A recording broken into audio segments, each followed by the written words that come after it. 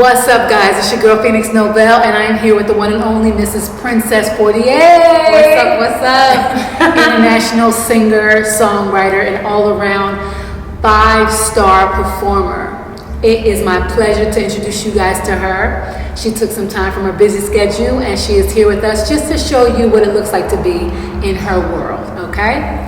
So thank you so much for joining me today, Princess. Thank you for that lovely intro. I'm over here jamming next to my Kings and Queens throw pillow collection. Listen. This is amazing. Those of you who know my journey, you know I created my first art collection entitled Living on Purpose. And this is King with an exclamation point on his face, which stands for living on purpose. Okay? Mm-hmm. Life has a lot of questions, but don't question who you are.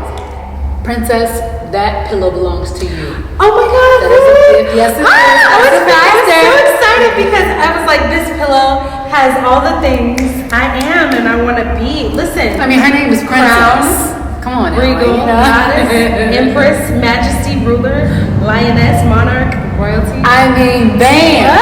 Thank you so much. Absolutely, thank you. This is beautiful. This is a real artist right here. Seriously, guys.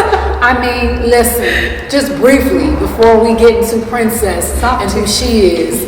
I've been here in LA now for about 2 years, and I met Princess. I became acquainted with her years ago, just because she was inquiring about joining a agency that book bands internationally.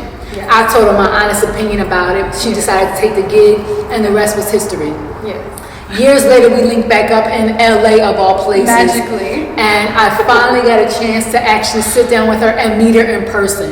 Yeah. So I just had to take the opportunity when she had some free time to actually really get my claws into her and know exactly who Princess is. I know as a performer, I know as a person, I know all these things that I see and what I feel, but I really want to get to know your journey, where you came from, what your inspiration was, and I want to share that with my fan base as well. Are you happy with that? Are you good with that? Pleased. I'm so honored to be part of the community now. So shout out to all of you for watching. Thank you, guys. Yeah, this is such an honor. Thank such an honor. So she briefly talked about how we met. And I was always such a big fan. I was like, Phoenix, wow, she knows what she's got going on. She's got DVDs. She knows how to market herself. She's an amazing performer.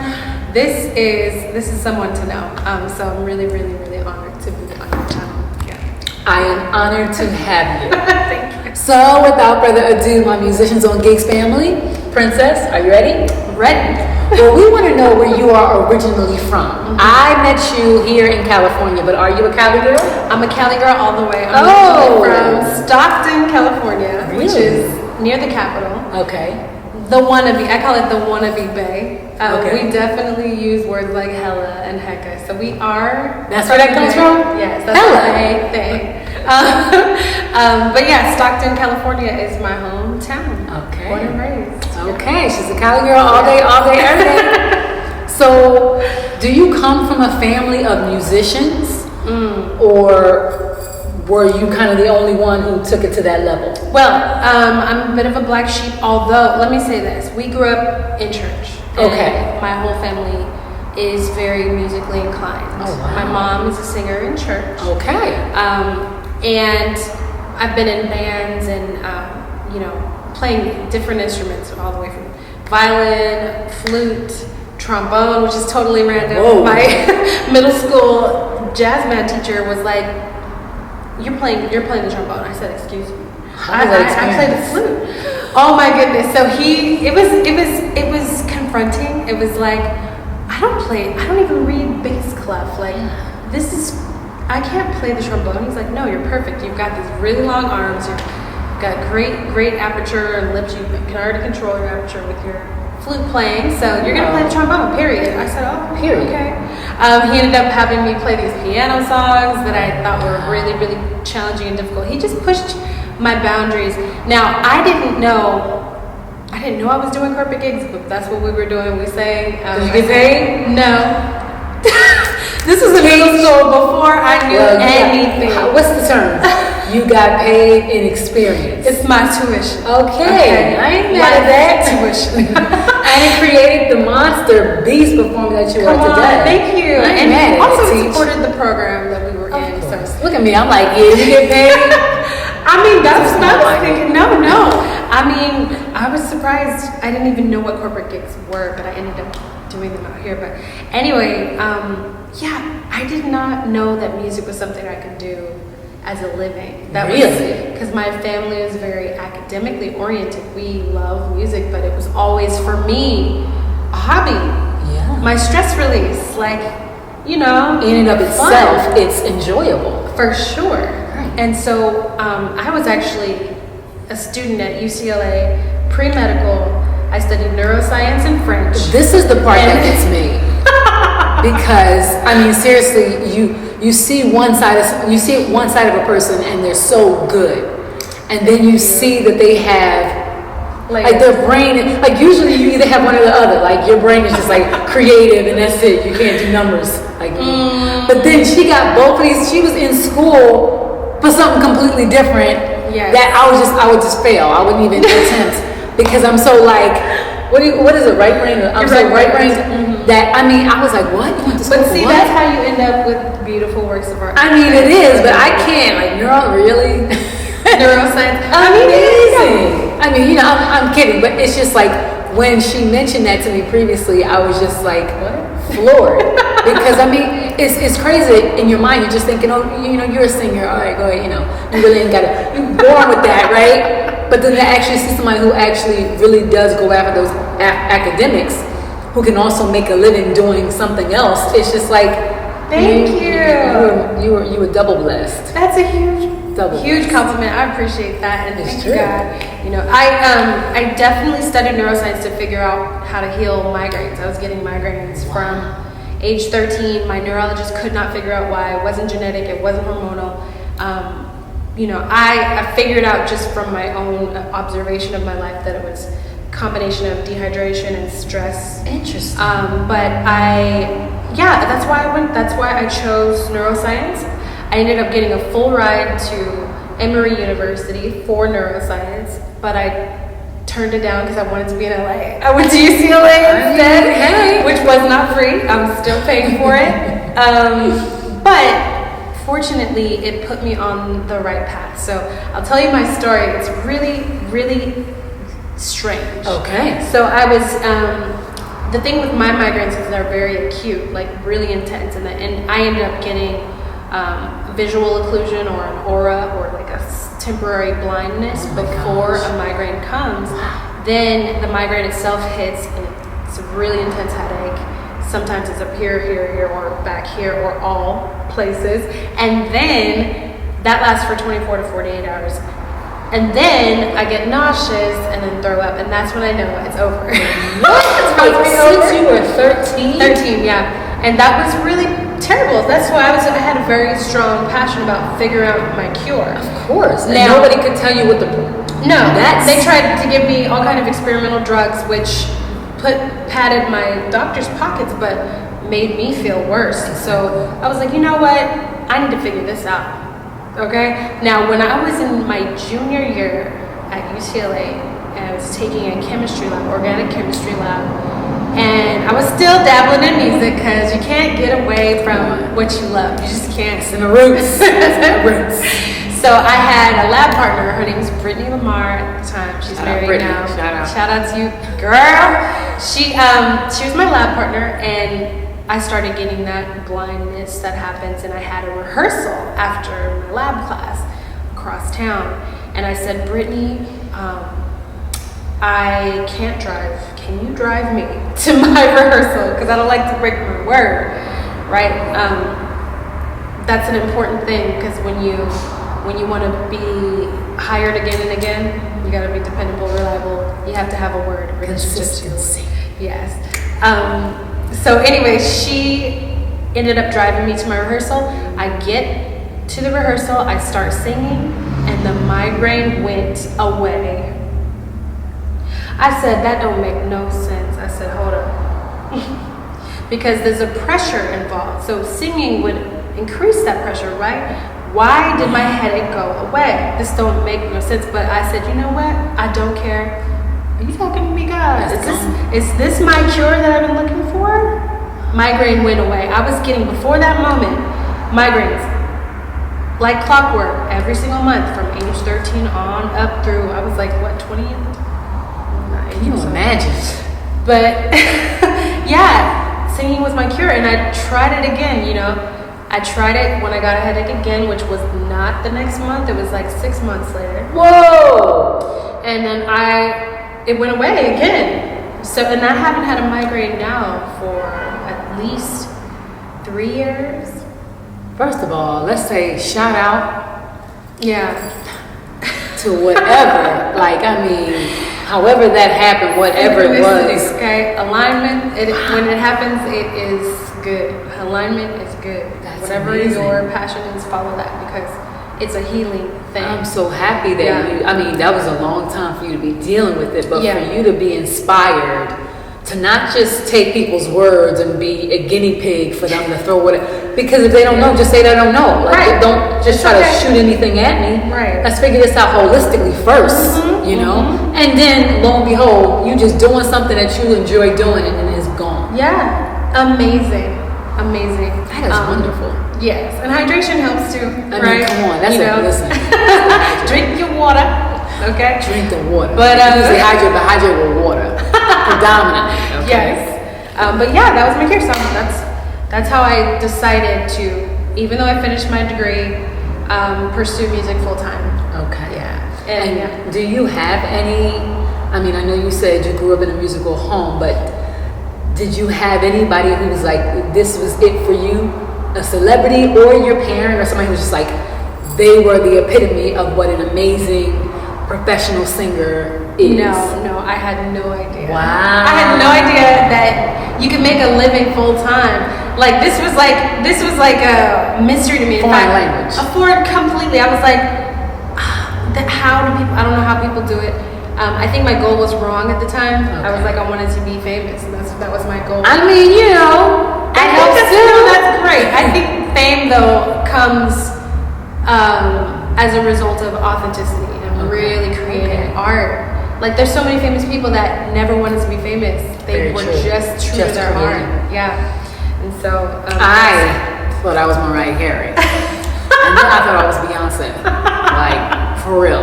Until it was like, listen, they already exist. Bitch, find your own path. Like, figure it out.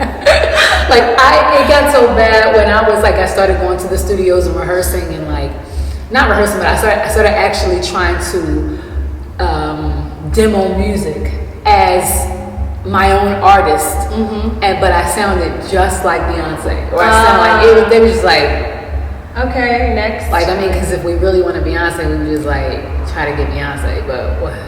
And it was what you got? And I did not know my sound. I had not developed my style. I didn't know, and I thought that if I could sound like them, that's it. Like, you know, I'm in, because people can't sound like that. But where are you? Where were you? And I learned that the hard way years later, and it wasn't said as nicely as it was said when I was a younger girl. Yes, that's my story.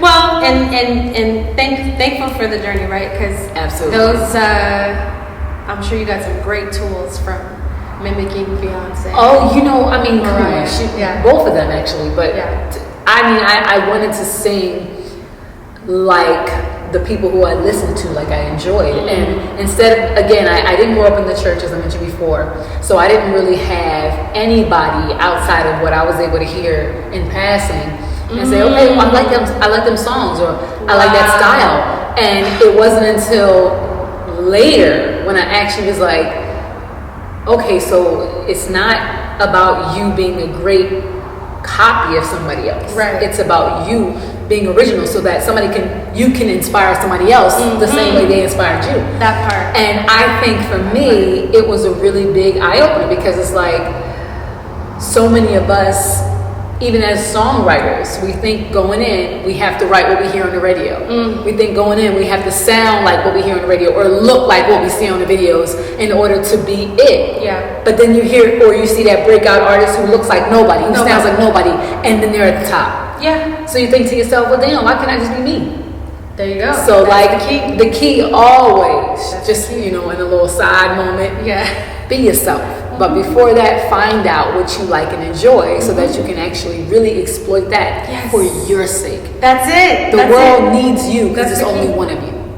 So do it justice and just show up. Nobody can do you better than you, baby. Ain't that right? Ain't that right? And it's so true. Yeah, finding the joy in it. That's where the money's at. Where the magic is at. It takes maturity. It takes confidence to show up on purpose. That's true. And unapologetically. And it comes with courage. Everybody's not gonna like your music. Everybody's not gonna like your style. And that's okay. It's not about that. It's not about that. Does it feel good to you? What I want to ask you, right? Like your first trip abroad, like when you first contacted me and asked me about joining the agency.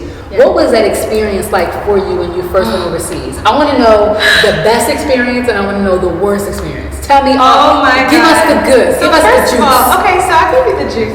First of all, let me say, that was the first time I ever, sight unseen, joined an organization that was gonna fly me to Vietnam. That was my first contract. Oh my God. Wow. With a laundry list of songs that I did not know, had to learn.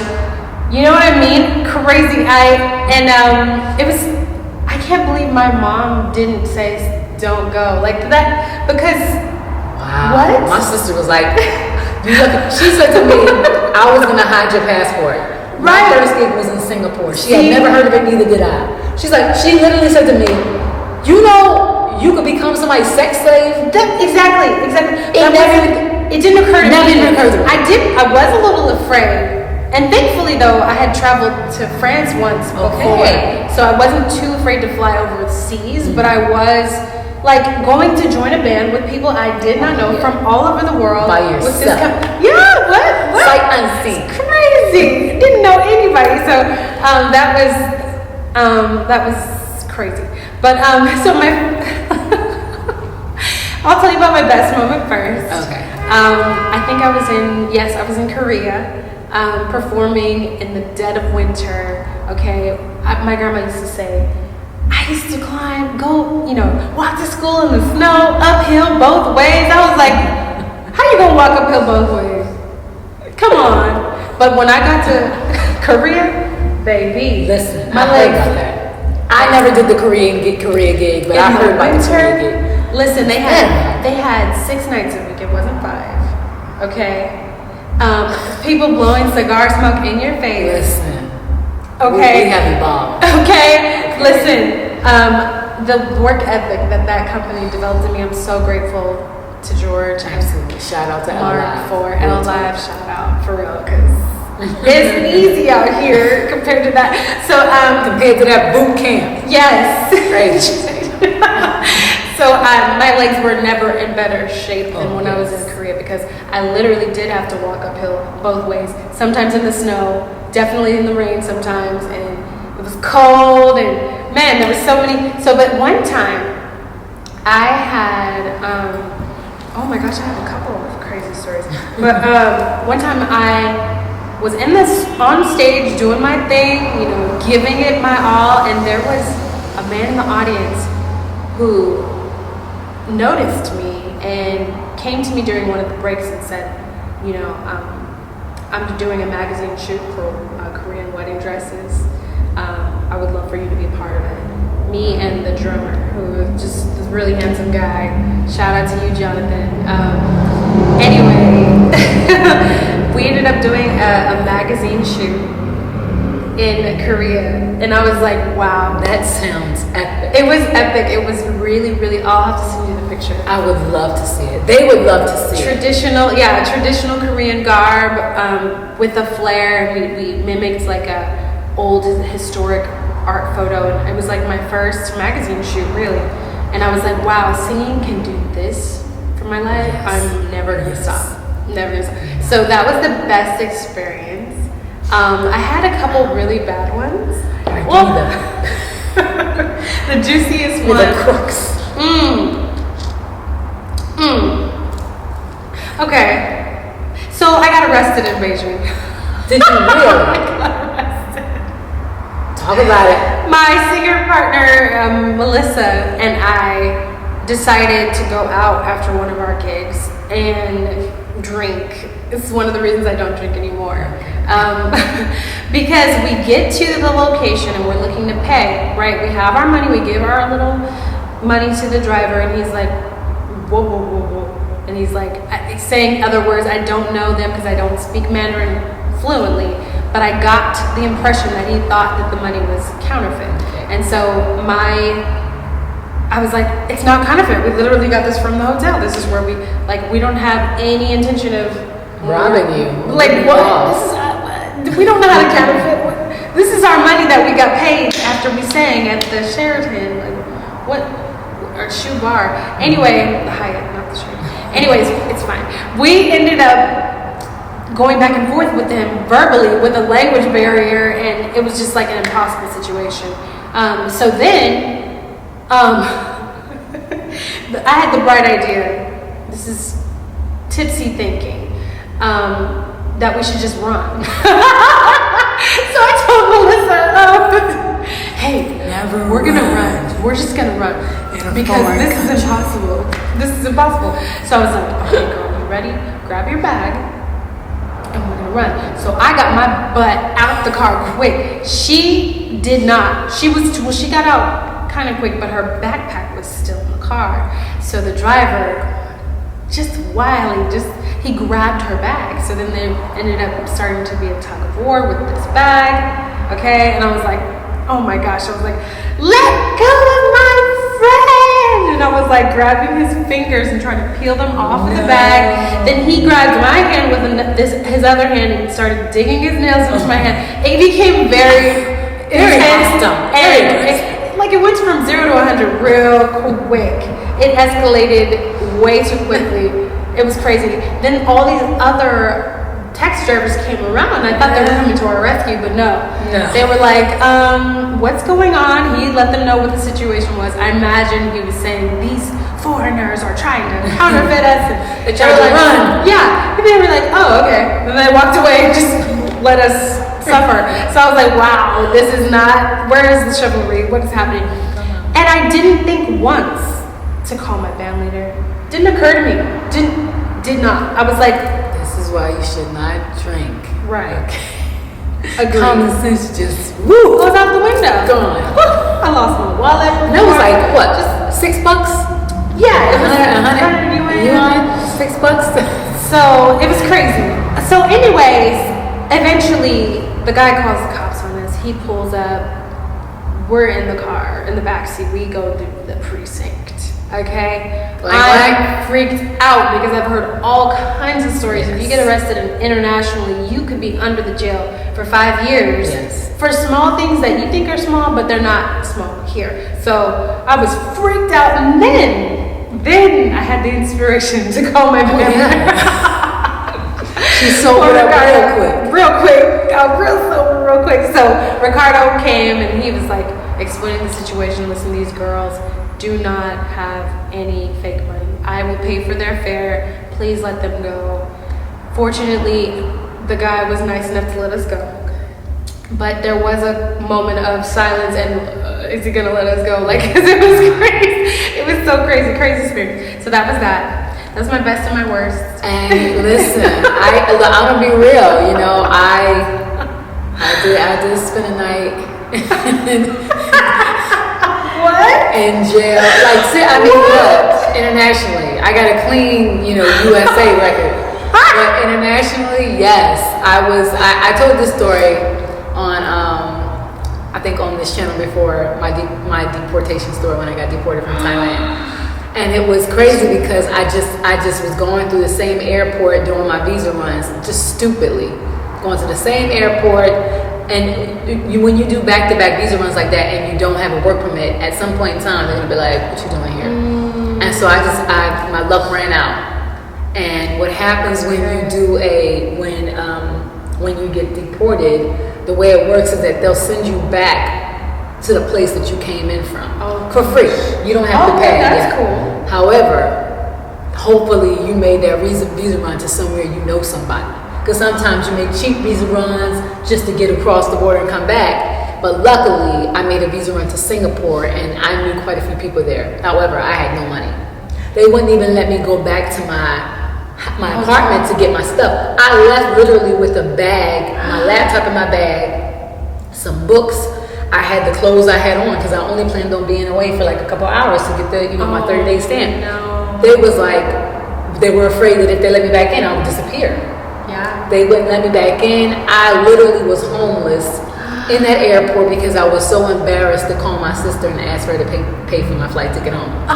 I was living in the airport, sleeping in stalls, no lie. But before, when I got back, they had held me so long in customs that when they decided that they were not going to let me come in, all the flights to Singapore that night were already finished. So I had to stay in the prison cell, which was in the basement. I had to pay for a pillow, a hard pillow. I had to pay for food if I wanted to eat. Then they would ask me for bribes. Luckily, it's really, really cheap and not expensive in Thailand. But still, I'm in their jail and the guards are bribing me, asking me for tips. And I'm like, nobody was there. So don't even listen. If you can avoid it, just do everything above board. Everything. Don't test it.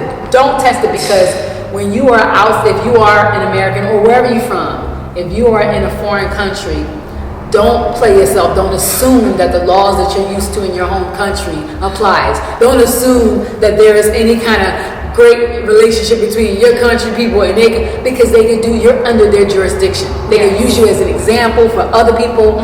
They can try to bribe, try to extort you. Things get real messy. And luckily, I don't know about you, but I've never experienced anything in terms of like being, violated. Luckily. No. But listen.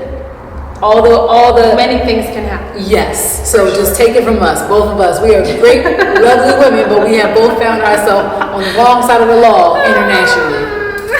Okay. I want to ask you also. What was, of all the places that you've traveled to? Period. Whether it was during your tour, what have you learned traveling internationally? Because what I find is that people who have not traveled, people who don't know what it's like to work, to just come in contact with different cultures, to experience, other religions or languages or food.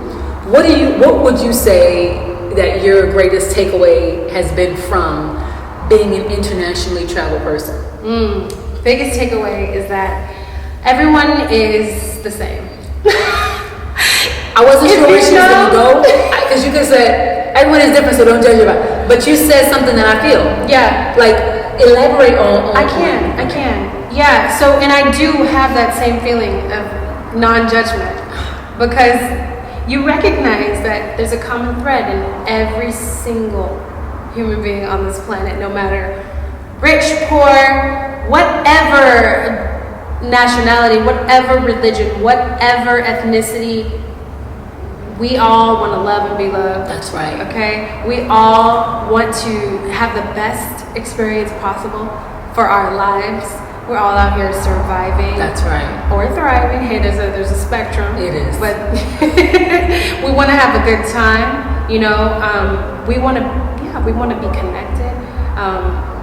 And that's actually a great segue for one of their questions for later. But I'll wrap it back in later. Anyways, I learned about the commonalities, and it came from different moments of initially seeing differences, right? And being like, wow, we're so different. I mean, at one point I was at Tiananmen Square and I was heads and tails above everybody, height-wise, and also completely different color. And they were like, they'd never seen anyone like me. So they were like, can I take a picture of you? Can I touch you? Can I touch your hair? And I loved it. Of course, me too. I am sure. She's arrived. Yes. My sister though, she came to visit at one point and she was like, Princess, oh my God, this is great. Some people ain't with it. They ain't with it. Yeah, but I did recognize that the beauty was just the beauty of everyone from Oman to Dubai to South Africa, Japan, London, wherever you go, you know, there's humanity, you know. Absolutely. Yeah, I think that's my most general way of saying, you know, the most general way of understanding oneness, you know, as a human being. Yeah. It was really humbling for me to actually get to travel and see that, to learn other people's opinions of Americans. Like, there's just, for some reason, you know, growing up here makes you feel like this is the only place that matters, this is the biggest place, you know, we got the number one list, the best place. But then when you travel and you see other cultures, you're like, we suck. Actually. Oh my God. I was traveling and there were so many times I was just like, wow, look at this. Like the way, and one of my biggest things that I noticed, especially with Asians, was how the kids, like they usually don't leave mom and dad's house at 18. They usually leave when they get married. Yeah. So they don't have to deal with the pressure of trying to pay rent or trying to deal with all that. It's like they have it figured out. Oh my God. The hospitality in Oman, I cannot believe that my friends and I were embraced that we're so welcomed in Oman. The way they fed us, they wanted us to come to their house, they wanted us, and that's how it was. You gotta follow your intuition, right? Of course. Yeah, just whatever. But I, you know, yeah, just the welcomingness and same thing with Vietnam. Right here.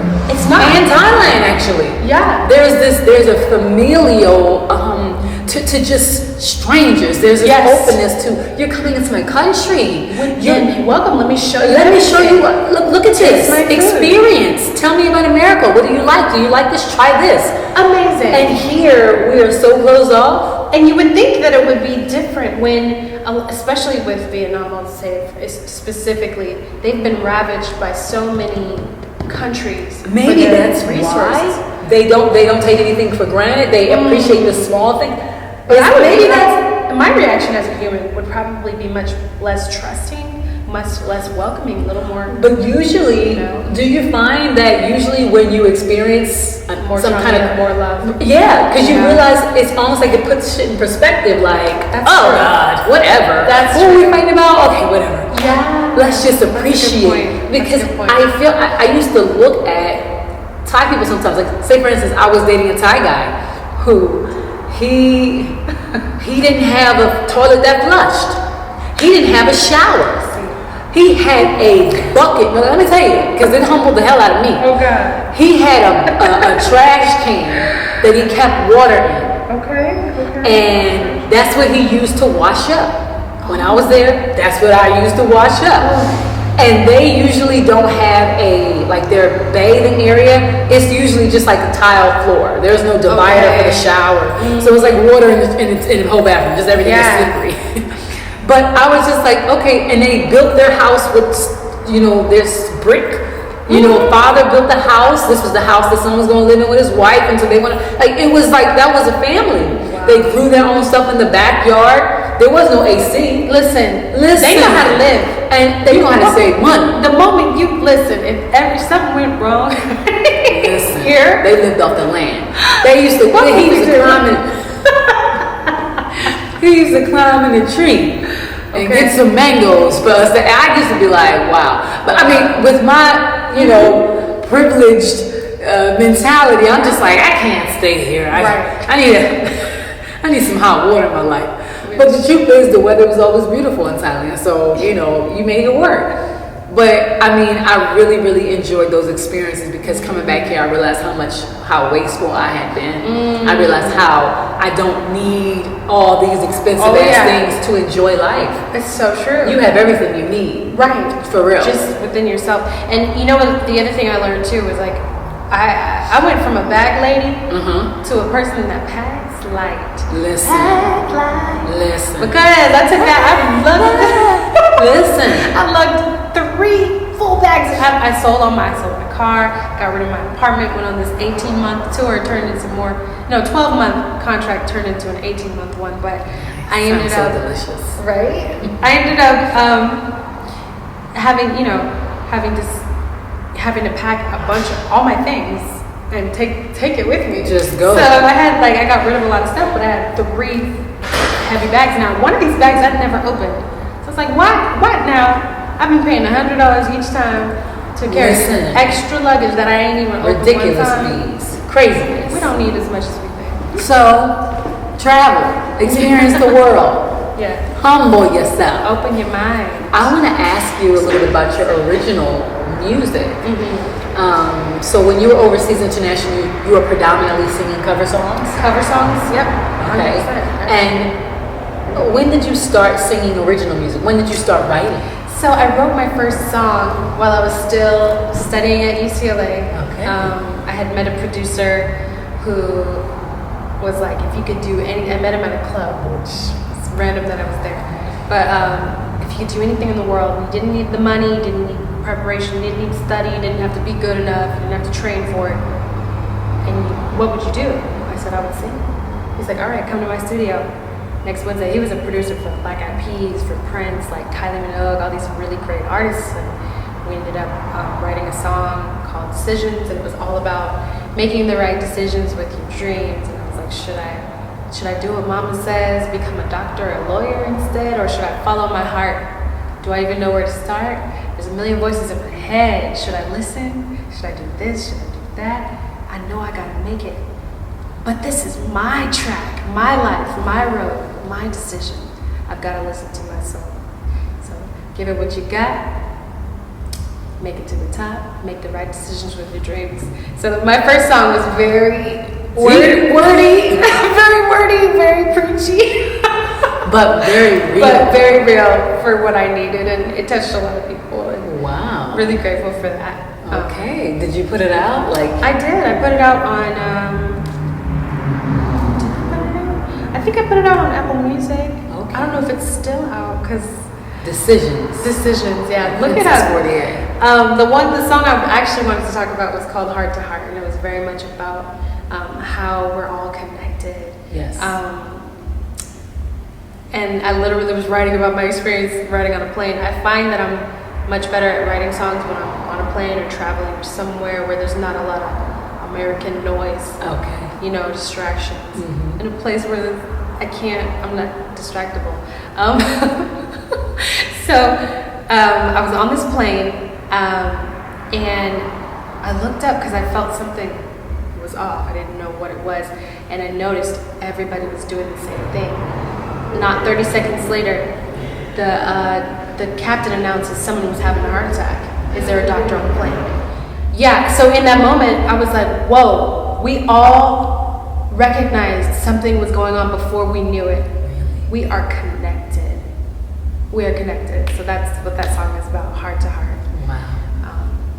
We can know things. We're really all the same. If we really tune into our body and we pay attention to what we're feeling, we'll know, we can see the signs. Mm-hmm. But so many of us are not. I don't know, so many of us don't like to feel. Yeah. We're afraid of it. We don't really want to dig deep. And sometimes it's just easier to distract ourselves because we don't want to connect the dots. Yeah. And when you're not afraid to feel and to connect, I think it's powerful. Yeah. Because you see how you can heal somebody or somebody can heal you if you stay open. Yeah. It's pretty awesome. Okay, I have one more question for you, Princess. And that question is, for all the artists who want to do what we've been blessed to do, for all the artists who have ideas about this lifestyle but don't know where to go or where to start, or what skill set they need to be discovered, what advice would you have for those up and coming musicians to be? Yeah, I would say, first of all, you gotta have nerve. Okay? Like, just jump into it because you can do it. There is so much money out here. Yes. There's so much money to be made. Big like, you money. do know. Right. You don't have to be a broke musician. I think we grow up with this false notion about art being not useful or like it's play. Yeah, but no, it's not real. It's very serious out here, and it's very important. Also, it's important work. It is not non-essential. I agree. Okay. Just imagine how many songs have gotten you through losing your grandmother, losing the love of your young life. Yeah. Learning how to love, learning how to forgive, learning how, just like how much, or getting through your homework that you don't want to do, getting through work, like the joy of life. A lot of it happens around music. A lot of the healing stuff, there's people that have dementia and Alzheimer's that come and snap out of that stupor and are able to be alive again because they heard a song they grew up with. You know what I mean? Music heals. I'm sitting here like, I'm listening to you and I'm just thinking like, you know, we are not non-essential because, seriously, it's so, when you think about it, it's like, we were the entertainment for people to decompress after their long week at work, after their stressful, monotonous, routine.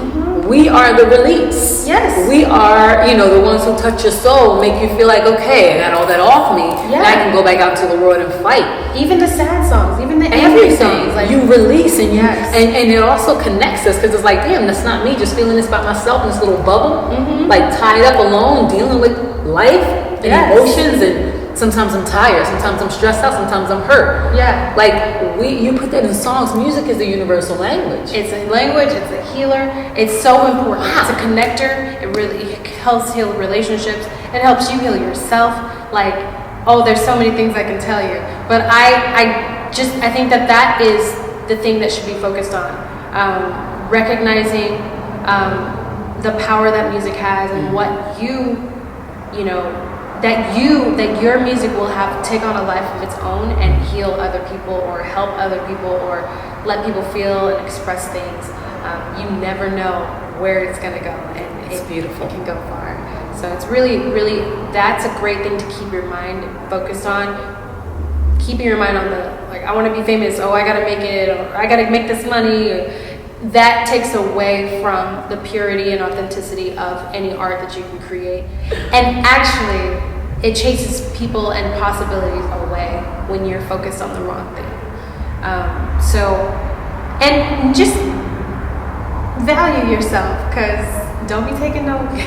Listen, every opportunity isn't something that you need to experience. Right, learn how to say no. Learn what's right. If you know yourself, if you know if you have an idea, right? This is, both of our experience. If you have an idea, then you'll just focus on where you want to go so that you don't get sidetracked. Yeah. Princess, thank you so much for joining me today. Thank you guys for joining us. Check out Princess Fortier's music at their socials below. Follow her. And stay tuned, guys, for another Musicians on Gigs artist interview. Peace out.